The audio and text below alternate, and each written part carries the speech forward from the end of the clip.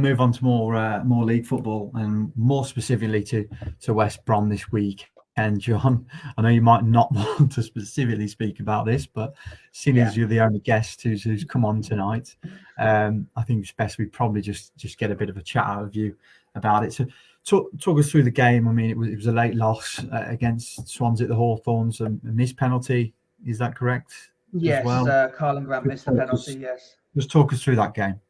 Right, so basically, the Hawthorns was buzzing at the start of the game. We were ready for it. The championship was back after the international break. We were unlucky to get a draw out of Norwich because Norwich scored a very controversial goal. Was it offside? Was it handball? Some of us are saying it was both. So Norwich got very lucky, and Norwich have been very good this season, by the way. They're currently second in the championship. And then we faced off against Swansea City, which, we haven't had the best record recently against Swansea. They are one of our bogey sides, but we went into this full of confidence after the Norwich draw. And after 6 minutes, Sorinola makes it 1-0 to Swansea. And again, this has not happened in one game. One game in like 11, we have not conceded the first goal.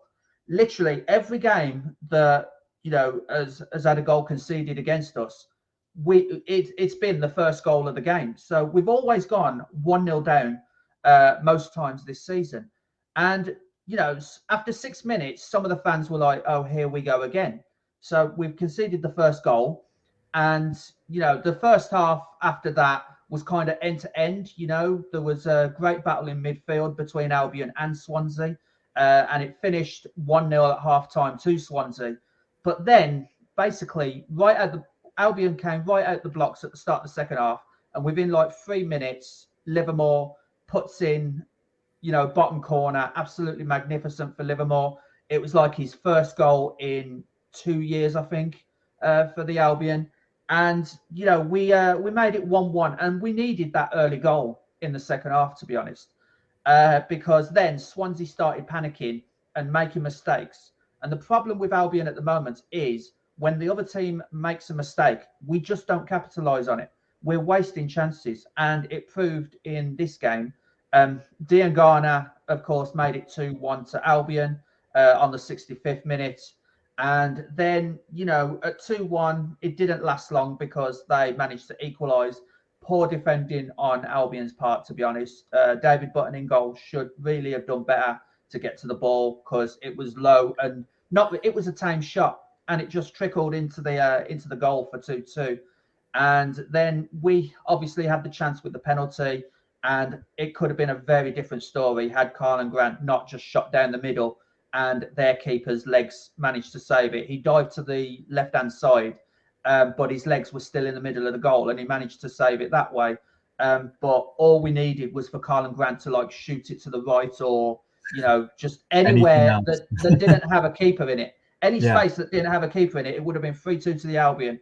And chances are Swansea may not have, had the confidence to get a draw, because once that penalty saved, I think that was the turning point. To be honest, the penalty saved, and then Swansea came right out the blocks, and in the final minute, Obafemi makes it 3-2 to Swansea.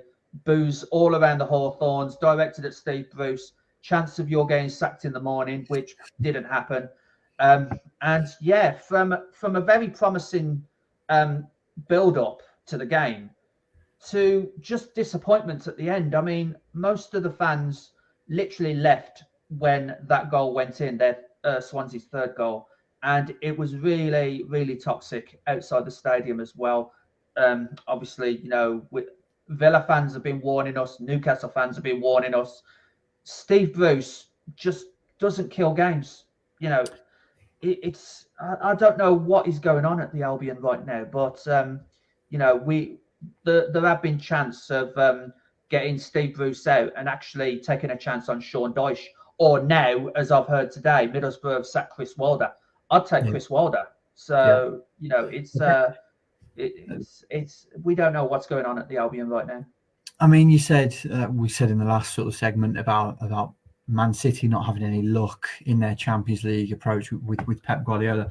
Do you think, because Bruce does have experience of getting teams out of the Championship? I mean, I know it's not gone well, and I know it's not what Albion fans have wanted, but is there a sense of a bit of bad luck for Steve Bruce? If you had to put it down to three sort of factors of to why it's not gone well, what would those be? Well, for one, we've wasted a lot of chances. If I'm hearing this right, our XG for the entire season, if the table was based on XG, if the table was based on XG alone, we'd be top. Yeah.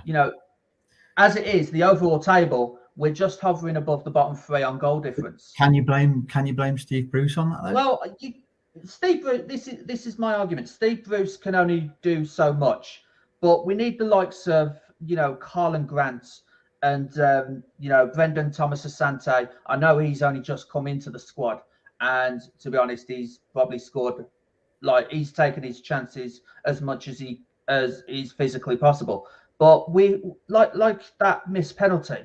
That was another chance for Grant to score, and he completely fluffed it. Yeah. There was a few chances there, as I mentioned, where Swansea made complete defensive howlers, and we just didn't punish them for it. So one of the major factors is with the squad, in that we're not taking our chances to kill games off. There was plenty of, and this has been a familiar story this season. We had plenty of chances in the opening game to beat Middlesbrough, and it ended in a draw. We had plenty of chances to beat Norwich, and that ended in a draw, albeit a bit controversial. But this is why in the last 11 games we've drawn 7 times. We just cannot take our chances to win games, and it goes back to the England thing about killing games off. You could say that from an Albion perspective as well. We just cannot kill games off. Yeah. And it proved it on Saturday against Swansea. We were 2-1 up, and we end up losing the game. Yeah. I mean, Albion go to Preston in the next game on Wednesday, I believe. Yeah. If they lose that, I mean, well, I said it with Bruno at Wolves. Even if they came away from West Ham with the win, I still think he deserved to go. Do you think even if West Brom get 3 points away at Preston, how do you think the board are going to react to that? Do you think he goes anyway, or do you think it's just about looking for a replacement or even a fresh start for Bruce? Where do you stand on this? Well, to be honest, I think Bruce, really, it doesn't really matter now, because if we get a lucky 1-0 win against Preston, it won't really change things. I mean, we've this is a season as well where we've lost to Birmingham City, and that from an Albion and a Midland perspective, that is a sackable offence. Yeah, lose it to Birmingham. So I mean, it's most of the fans. He's lost the fans. I'm hearing talks today that he's lost the dressing room. Yeah. So maybe it is time to go for Steve Bruce. And as I mentioned, Chris Wilder today being sacked by Middlesbrough. Okay, they're in the bottom 3 on the goal difference. But I would take Chris Wilder. And even Sean Dyche, if he's still available. Well, I would take one of those two, to be honest.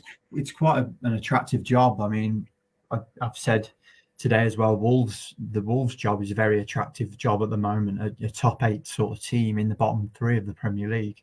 Any sort of manager will want to take that on. But also with the Albion job, I mean, there's 10 points that separates the top 4 and the bottom 4 at the moment. It's still early days in the season. It's come at quite a, you wouldn't say the best time, but it's not an awful time to get a new boss in. No, so, it's not like it's April, is it? Exactly. If it was April, then no one would take it. Yeah, exactly. There's still a job there, and I think if someone comes in and can really sort of get them playing again, they'll certainly should be aiming sort of mid-table to playoff area. Do you still think that's on the cards, or can you just not see that happening now? Well, I believe there's every chance of it. I mean, if we sack Bruce like this week, soon.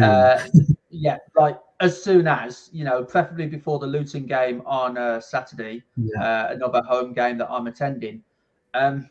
It's going to be it's going to be like really crucial. Want that And fresh start.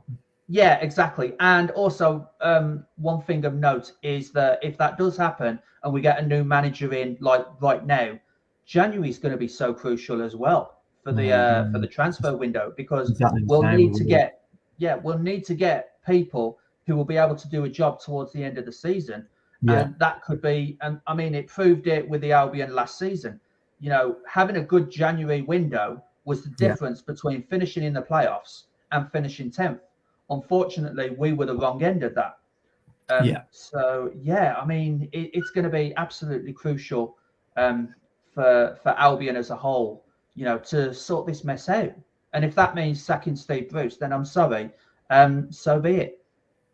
Well, pretty much wraps up proceedings there with that sort of roundabout Steve Bruce there from an Albion fan. I'm sure a lot of West Brom fans across the Midlands are feeling the same sort of way.